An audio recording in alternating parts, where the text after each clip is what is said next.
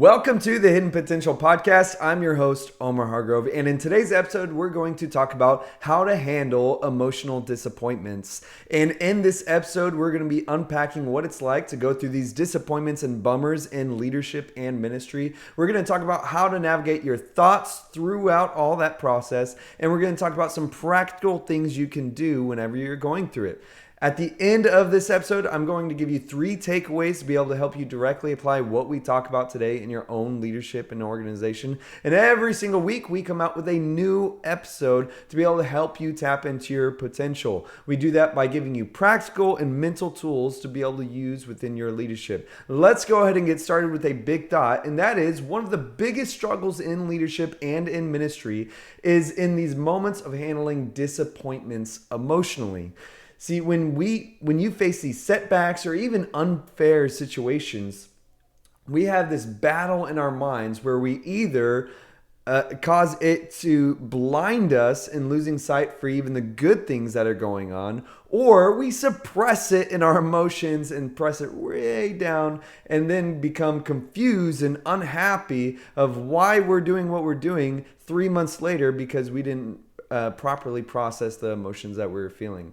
And so let's get started with this. The first thing that you need to do when handling disappointment is accepting the fact that you are facing disappointment. Accept your humanity and be reasonable with yourself. Don't try to brush it off and pretend like you're not really disappointed. Allow yourself to feel it.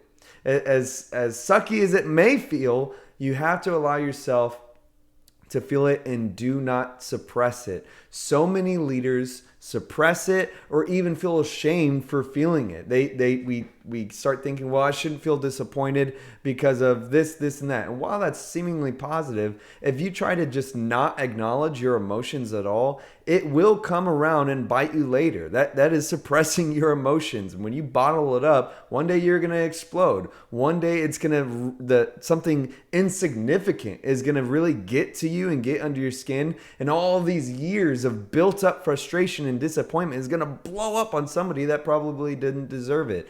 So you have to learn how to accept the reality that you are facing disappointment and allow yourself to feel it. Then you need to you have to accept the parts of the situations that are genuinely unfair. You know, there's times where we're disappointed because something just fell through, and then there's other times where we're disappointed because this person or that person behaved this way or that way. And there's moments where it's just kind of like the chaos of this world, to where it wasn't anyone's fault per se, it just happened. And then there's other moments where people had a choice and you're disappointed with the choices that were made. You know, again, I'm saying that when it comes to disappointment, allow yourself to accept not just that you're disappointed, but even the parts that are unfair. You know, there's so many times, especially in ministry, to where you'll be pouring your heart out into people. And I've found that sometimes the people that need the most ministry often give the least amount of appreciation. Not always true, but a lot of times. And sometimes you'll be giving all your time, your energy to certain people, and then they get upset at you for one thing, or without even telling you, they just go to another church. And you feel this weight of disappointment. Like, well, what happened? What about all these hours and times I spent helping you, counseling you, praying for you? And it's a moment that may be just genuinely unfair, to where you poured your heart and time into a group of people or a specific person, and it didn't feel reciprocated or appreciated. It's okay to acknowledge that. You don't have to try to ignore it or pretend that it's not, that it is fair, that it's fine.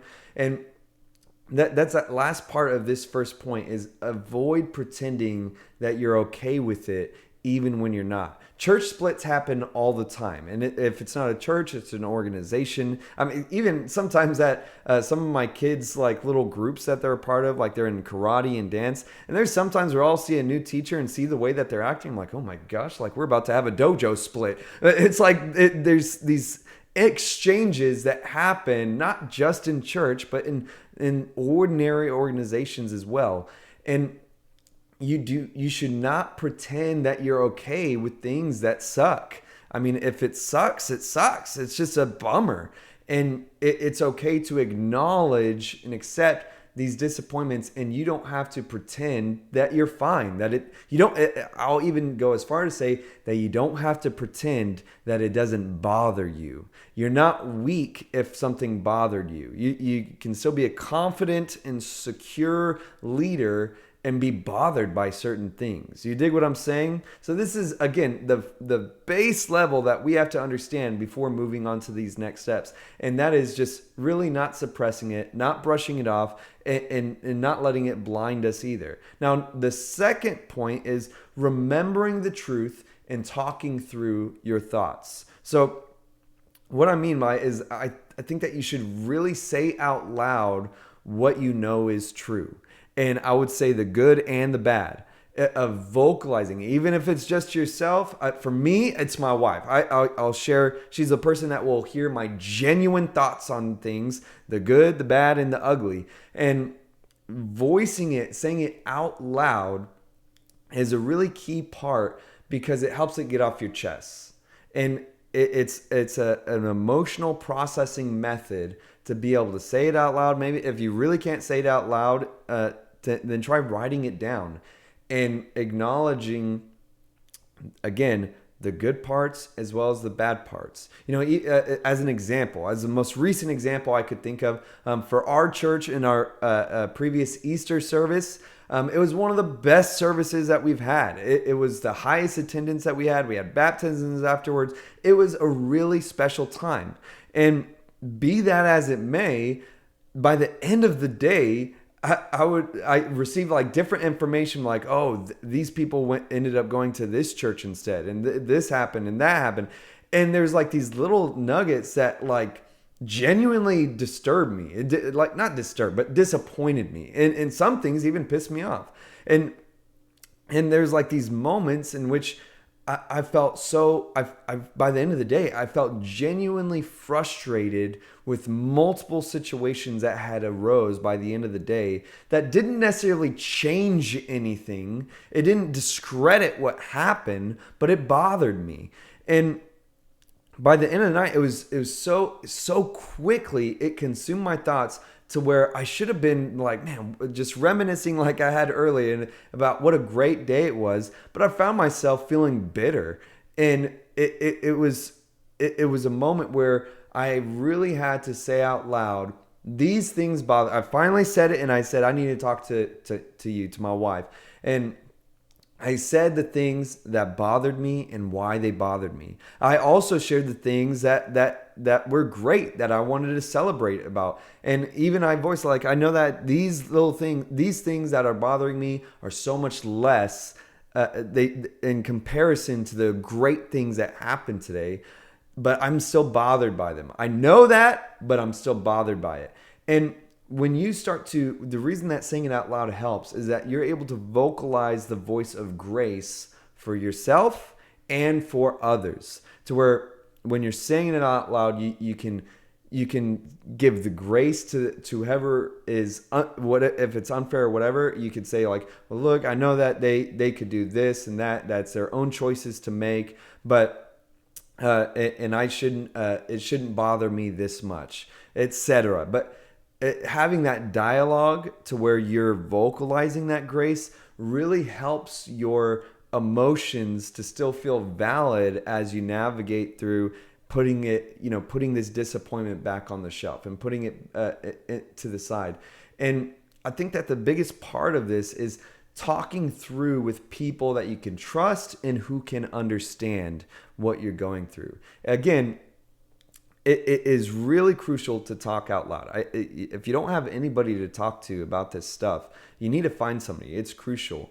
And what is really special, especially like as the example of ministry and leadership, there's certain things that you go through that just other people won't understand. They won't be able to understand at the level that you're feeling unless they have experienced it too. And it's kind of like, as a similar example, it's kind of like with recovery. anyone can be a recovery coach and help people who are battling addiction in recovery, but it makes it a lot more approachable for people, and it seems to be a really good fit when the recovery coach is also in recovery too, to where they know what it's like to have the feelings of addiction. They know what it's like to have to battle that kind of struggle. And it's just different. And not everybody understands that. We could understand up here, but it's different when you experience it yourself. So it is with leadership and ministry, that you need to find people that you can have a real conversation with about it, and where their response would most likely be at the end of it of you talking and saying, like, I know exactly what you're feeling. I went through the same thing. That's when you hear someone say something like that, that means that you found someone that you can talk to about this kind of stuff. And being able to go through this dialogue will help you into, one, not feeling alone, but also being able to process these emotions and saying it out loud. Hey listeners, today I'm reaching out for your support to keep our journey of innovative Christian leadership alive. Every week that we dive into these territories of faith-based leadership, it's made possible because of the contributions made by people who believe in this mission. Whether you want to help us by becoming a monthly supporter or by submitting a one-time donation, you help fuel our discussions on authentic and practical leadership. Your generosity allows us to help other leaders just like yourself harness their creativity for the greater good of our communities and beyond. To support us, please visit homerhargrove.com and look for the support section. It's quick and it's easy, and every bit of it helps us make a greater impact for Christian leadership. Thank you for being a part of our mission. Now, let's get back to today's episode. Now, I want to go to the last step, and that is managing your next steps out of the discouragement. One thing that I would say is to vocalize, to vocalize what you're feeling through and through, but even appreciate what you do have and who you have around you. You know, as the example for like Easter, being able to voice first my frustrations, but then be able to voice my appreciation and having this genuine moment where I'm re-appreciating something that I was grateful for. It helped balance that out. And instead of worrying about who did not show up in my life, I can appreciate who did show up in my life. And it's re-navigating and retraining those trains of thoughts to where you don't have to feel guilty for being sour about something, but you're also, again, kind of like putting that not a Band-Aid, but you're re-healing by going back to the heart of gratitude. And then the next thing that you should do after feeling disappointed or discouraged is have fun doing something that you enjoy. Like, if you feel discouraged about something, you go through all this process, I would really encourage you to just go have some fun. Do something you like. If you like watching movies, go watch one, a movie you've been wanting to see. If you like playing games, for me, I like playing video games. I like working out, but my workout routine is different. I want to, if I want to have fun and just have a genuine decompression time, I like playing a game. And for me, it works to, it really having something fun to go to will really help to just lift your spirits to stay out of that disappointment. Because disappointment is kind of like mold, where if you leave it just harboring in your heart, it will grow and fester and eventually make you sick. But when you expose it and you just get it all off your chest and expose it like that and let the light shine in, it just kind of helps deteriorate those feelings, and it helps it to get out of your soul. And when you just immediately go into some fun, it's not this idea of just distracting yourself, but it's replacing that disappointment that was there with some dopamine and with some good vibes, good feelings. That's what you want to do, is to allow yourself to enjoy a moment of life. You dig what I'm saying? And the final thing that I would suggest is to plan your next move. So often our disappointments are rooted in the things that we're doing. And it's like we're, as the example of an Easter service, like we had an Easter service. It was this big planned out event. And I get this moment of disappointment, and what also helps carry me out of it is all of these steps. But instead of just wallowing, is like, wow, I can't believe this didn't happen, or this person didn't come, or blah blah blah blah. I'll instead plan, what am I going to do next, and it helps me to feel effective rather than just staying in that discouragement. Now, what is the next thing I need to do this week? What is the next thing I need to do tomorrow?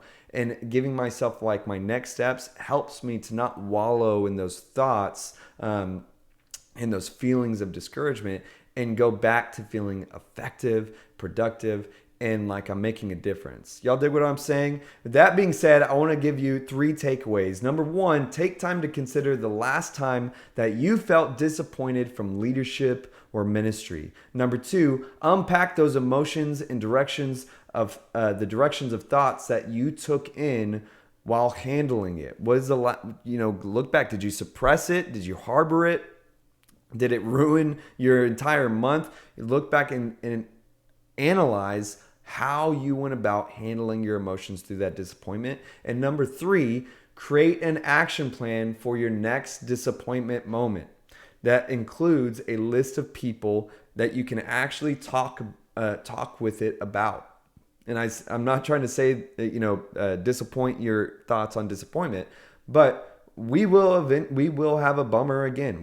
Life is full of ups and downs, and you will most likely be disappointed by something else in the future. And rather than just repeating this cycle of discouragement and disappointment, create a plan of how you handle those emotions for next time. And it will continue to be this healthy trend for you as a leader. And remember that if we do not handle our emotions well, we will become a toxic leader. We will end up inadvertently causing all those negative feelings and vibes to pour out on the people and leak out on the people around us. And we don't want to be that. We want to be great, healthy leaders. And that's why we're trying to process our emotions in healthy ways. All that being said, I hope that this episode was meaningful for you, that made a difference in your life. Can you do me a favor? Could you leave a rating and review for this podcast? It really helped me out and help others to be able to see this show in their feed. Until next time, have a great life.